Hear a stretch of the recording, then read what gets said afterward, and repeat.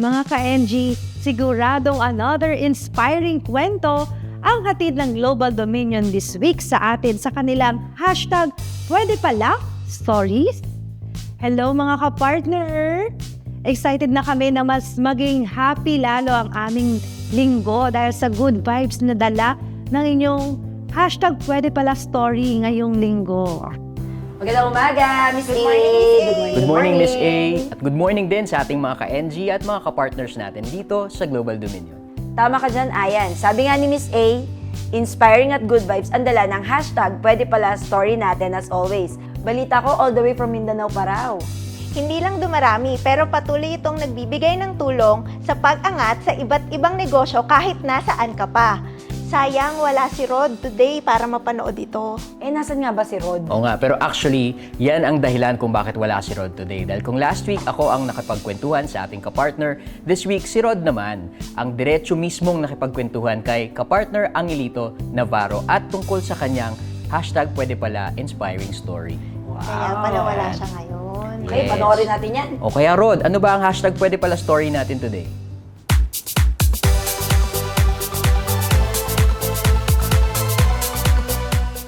Good morning mga ka-NG, tama, Ayan and team. Kasama ko ngayon si Mr. Angelito Navarro, all the way from Bukidnon para ikwento ang hashtag Pwede Pala Stories niya sa atin. Good morning, Sir Rod. You can call me Nabs kasi medyo mahaba yung pangalan ko na Angelito Navarro eh. Okay, Nabs. So, ikwento mo nga sa amin yung iyong inspiring hashtag Pwede Pala Story para makarelate yung ating mga ka-NG. Way back 2017, Sir Rod, nag-start ako kay Global Dominion. Tama ba na scam ka? Yes, Sir Rod. May kasi doon sa amin, part ng Mindanao, na may mga investment scam. Ano yung mga ginawa mo para malampasan mo tong mga problema na to? Yun, Sir Rod, dahil po sa tulong ng aking mga head, dahil sa advice nila, so paano yung investment na tama. So yun, nakatulong sila sa akin. And dahil din po doon, sir, nagporsige ako kasi that time nag-start pa lang ako. Nag-start ako as marketing associate. So yun, pinagporsigihan ko talaga yung trabaho ko. As a division head naman ng Track Financing Division, ano yung mga tumatak sa'yo na kliyente na natulungan natin bilang mga ka-partners? Kung yung dating mga ka-partner natin na nagre-renta ng mga truck, ngayon may mga sariling sasakyan na sila, may sariling truck na sila. So yun, nag-improve na yung mga business nila kasi may own trucks na sila, hindi na sila nagre-renta per month. Paano pala nabago ni Global Dominion ang buhay mo at ang buhay ng pamilya mo? Nagkaroon na din ako ng sariling sasakyan.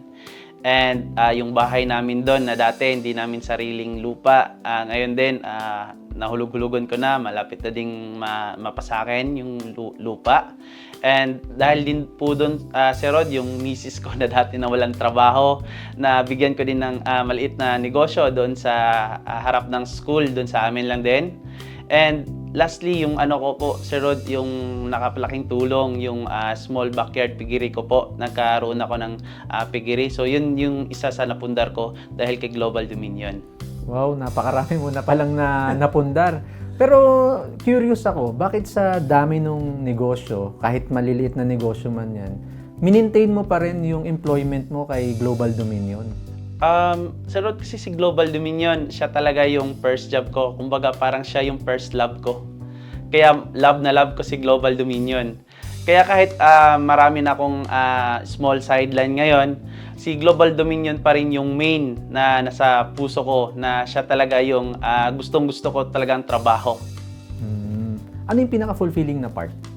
Siguro, Sir Rod, kung matitignan ko lang na from kung ano ako dati, and ano yung meron na sa akin ngayon dahil kay Global Dominion, and lalo na dun sa mga kapartner na natulungan natin dahil kay Global Dominion, yun yung pinaka-fulfilling na part po.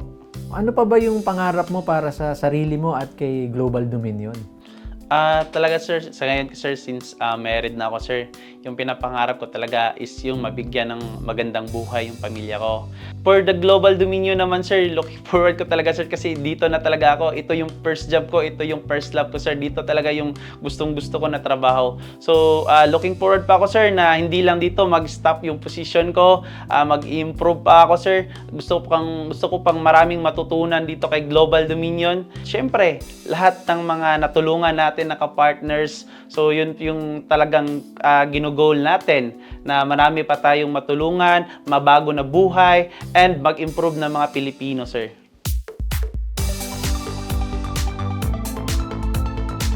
Kung gusto nyong may pangdagdag puhunan sa negosyo, or kung gusto nyong mag-start ng bagong negosyo, contact lang kayo kay Global Dominion. Meron tayong branches from Luzon, Visayas, and Mindanao. So yung mga kababayan ko dyan sa Mindanao, lalo na sa Bukidnon, kung gusto nyo mag-avail sa product ni Global Dominion, contact lang for our Facebook page and website, and lalo na sa mga dool na ito nga branches nga naadya sa inyo. So maroto ka-partner, daghang salamat! Imagine, no? Grabe pala yung story ni Navs from not so good experiences sa past business niya. Ngayon, nabigyan siya ng opportunity na magtrabaho sa Global at ngayon, negosyante na. At kahit may negosyo na nga siya huge, pinili pa rin niya na maging kapartner natin at magbigay pa ng tulong sa iba sa pamamagitan ng Global Dominion.